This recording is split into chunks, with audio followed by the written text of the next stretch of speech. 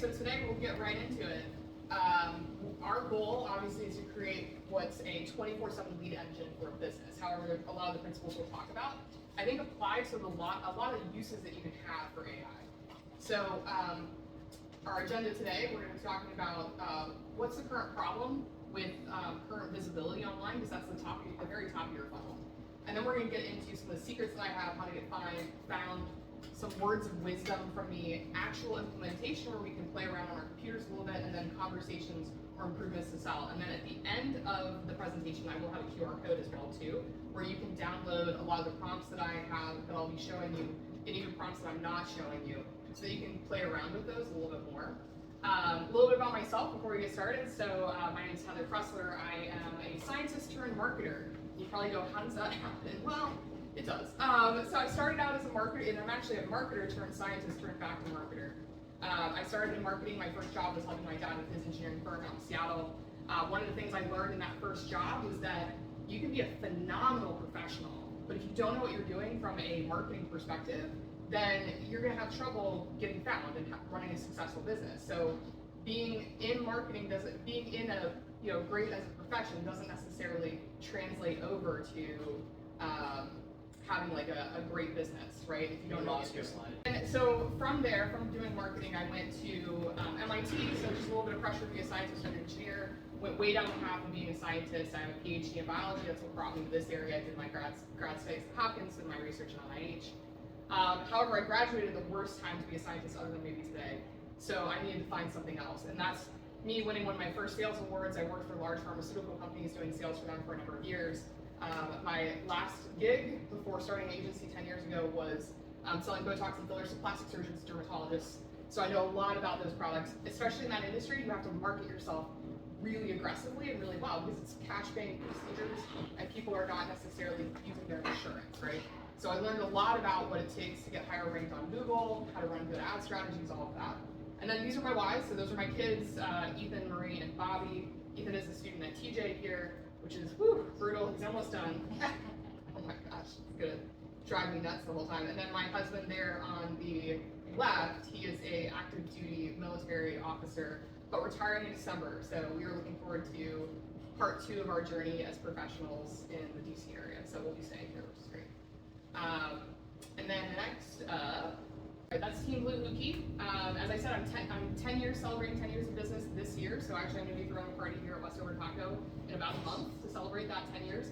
This is Team BlueHuki, so it's not just me, it's a huge team. We're a team of 21 now. We have 3 full-time web developers, and each one of these people come from backgrounds in marketing, in writing, in English. There's a lot of different backgrounds that we have. The one thing that sort of unifies us together is we're all about the flexible remote work environment. So a lot of these team members are military spouses, some of them are not, but each one of them has a reason why they would like to work for our remote flex team, and they all have the same core values. So, and then you can see those core values have translated into a lot of awards, a lot of success in business. We've been growing very quickly. So I'm going to give you my secrets.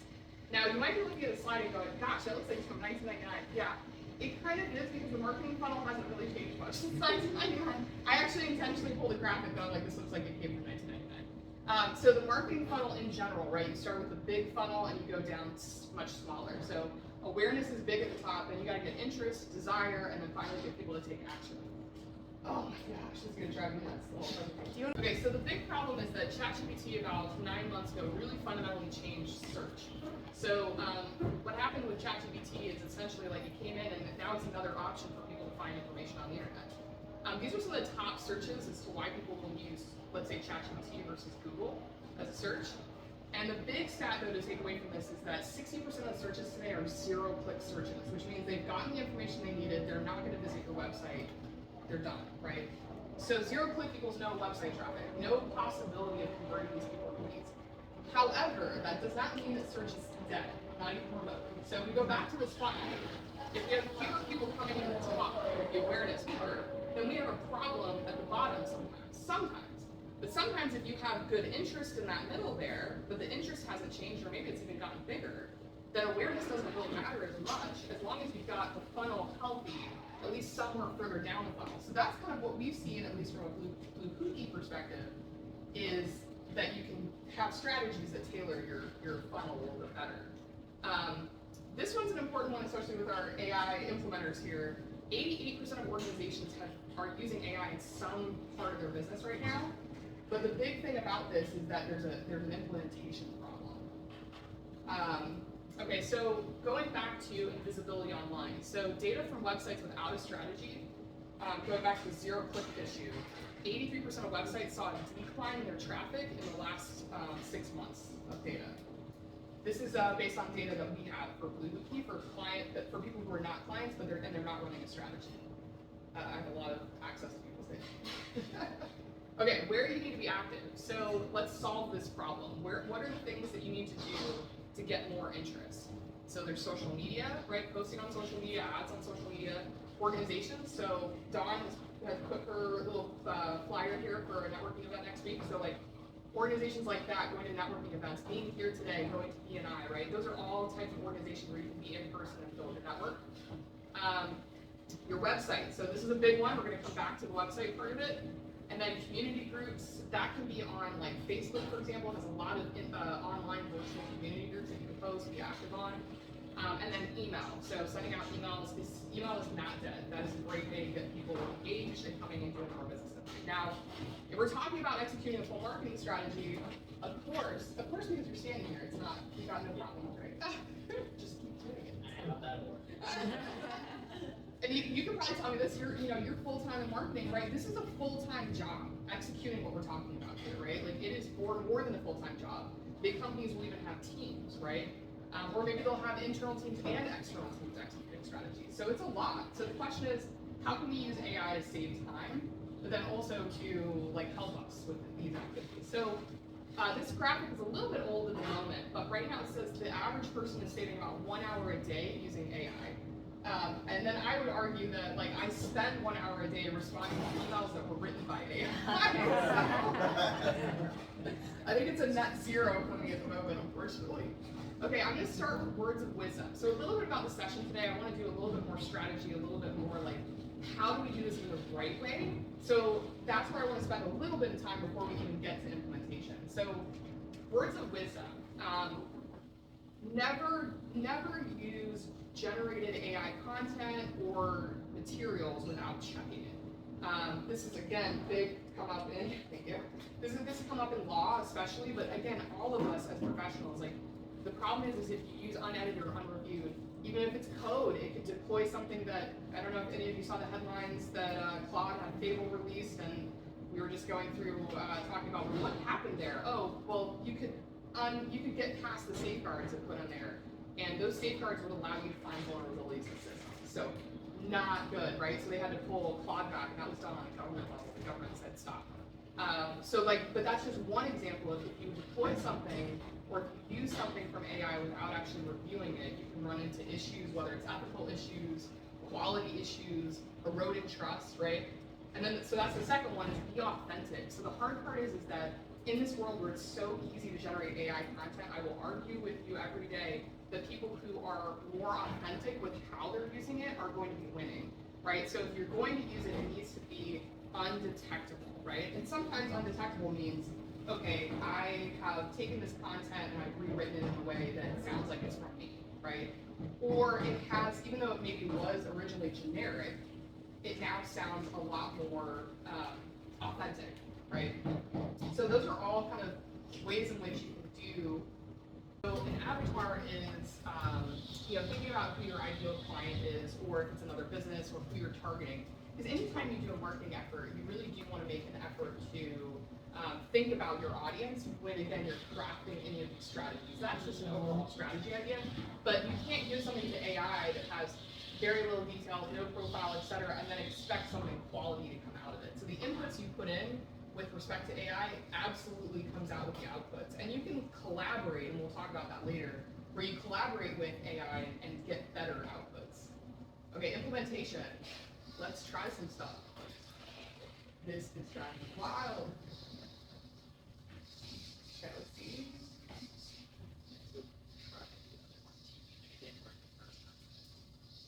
Is there a way to select the TV? I would use one of the others, they're newer. Yeah, I'm looking. Right now, it's still only seeing one of the Samsung. Yeah, that one didn't connect to all those things. So I think if I just have to keep doing it, it's fine. It's like that's kind of our best option with what you want. We're learning as we go.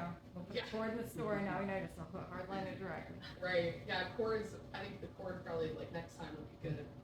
Because I know I don't know why it keeps Yeah. going in and out. And you're the only one on that internet, so it's not an internet load problem. No, I don't think it's an internet. I don't know why it just keeps. It's almost like it's disconnected. Oh, great. No, it's not.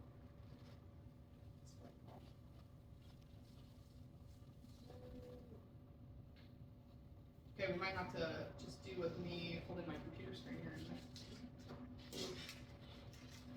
It's like it wrapped up all together.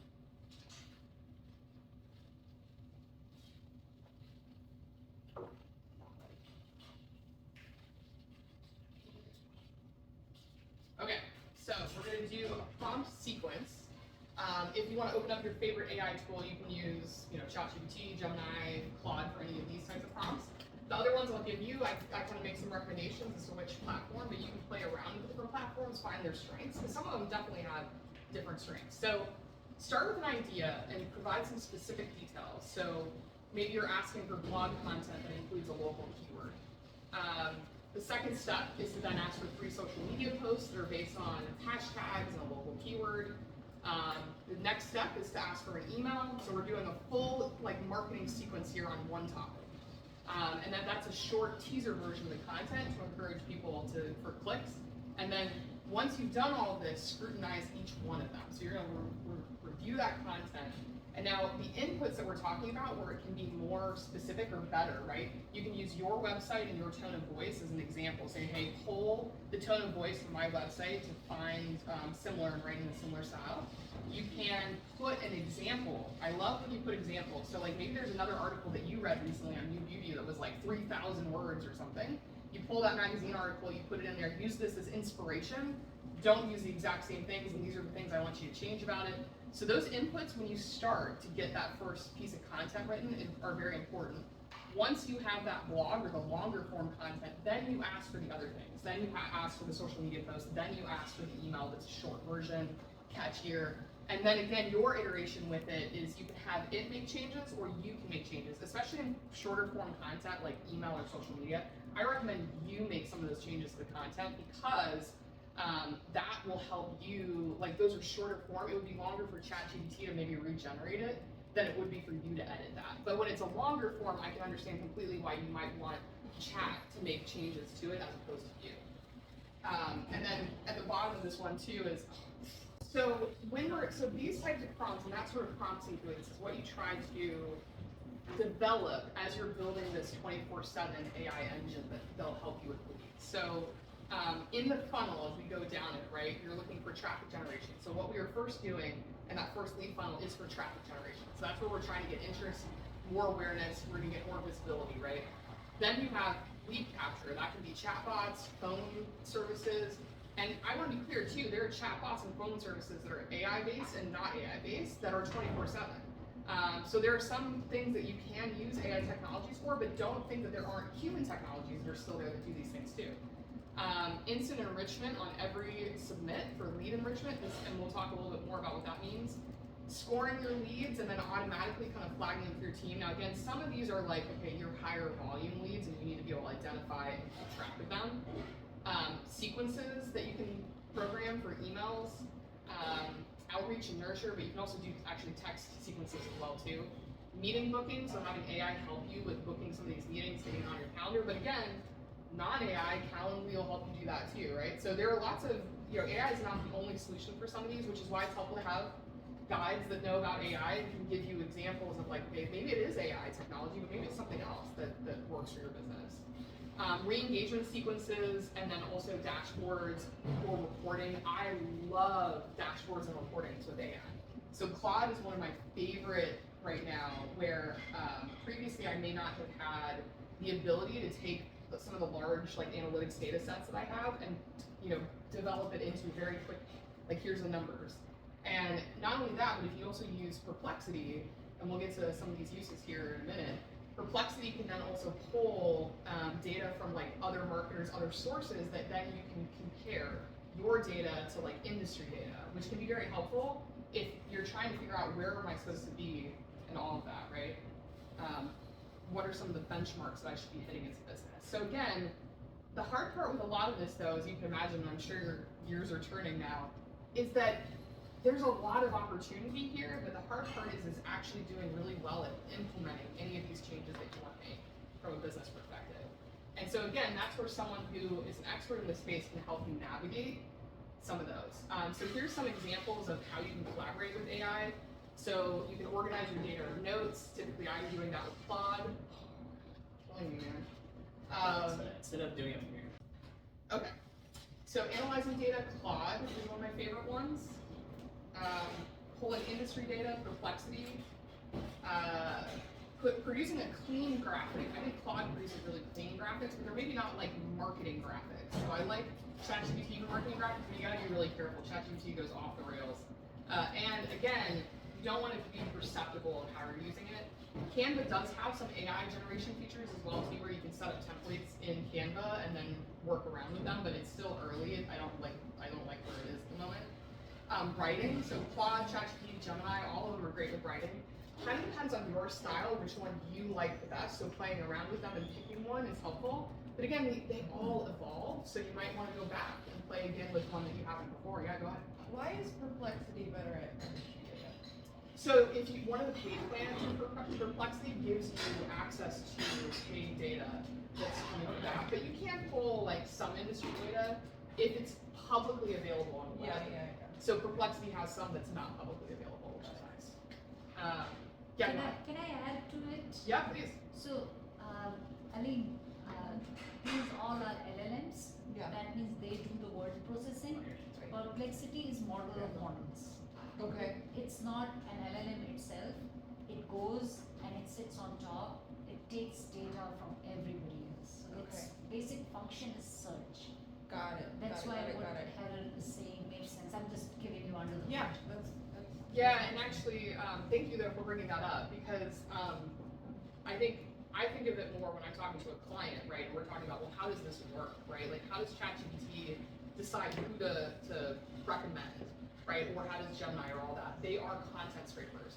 So essentially, you think of them as the middleman. Instead of you going directly to Google and searching for a website, you're actually asking one of these chat services to access an API and do it. And believe it or not, ChatGPT is using Bing's API, so they're not using Google's API, probably because it was more expensive. So one of the things that we've done with some of our client websites is we've gotten them all set up on Bing Webmaster Tools and Index Now, which are the equivalent for Bing of Google Search Console and Google Analytics.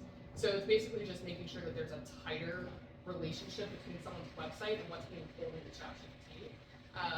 And then recently Google came out saying that, at least for Gemini, that Gemini, being featured in Gemini, of course this is like 9 months later, right? Google's coming out with this. The relationship is that if you're highly searched on Google, you will be featured by Gemini's AI. So in other words, the strategies for search engine optimization and the strategies for AI are very similar right now. The one thing that they did highlight though is that FAQs are very, very important. So one of the things I do now is when I put new content on our website, it's the content in blog format, which again is good for SEO and search, but then it also includes an FAQ that then is good for some of those learning language models in ChatGPT to pick up those answers to the questions that maybe they're asking or people are asking.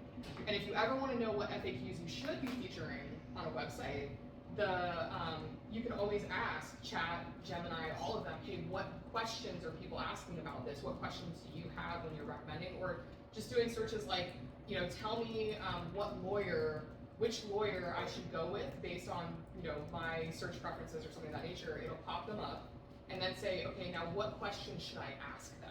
And then you'll get a list of questions that, again, if you're not answering those questions on your website, Chat is going to hallucinate and make it up. And actually, one other tip is that, and we'll talk about this in a minute, your about section on your website is vitally important to have that really keyed in to who you are right now. Because, for example, like let's say all you have on your about section is Heather has 10 years of experience.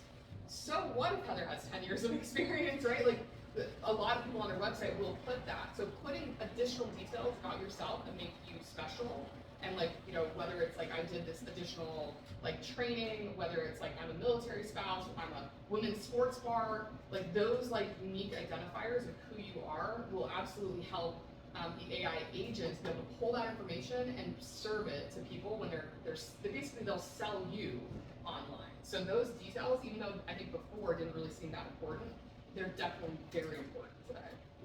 Okay, let's see if I can get this. Come on. Let's go.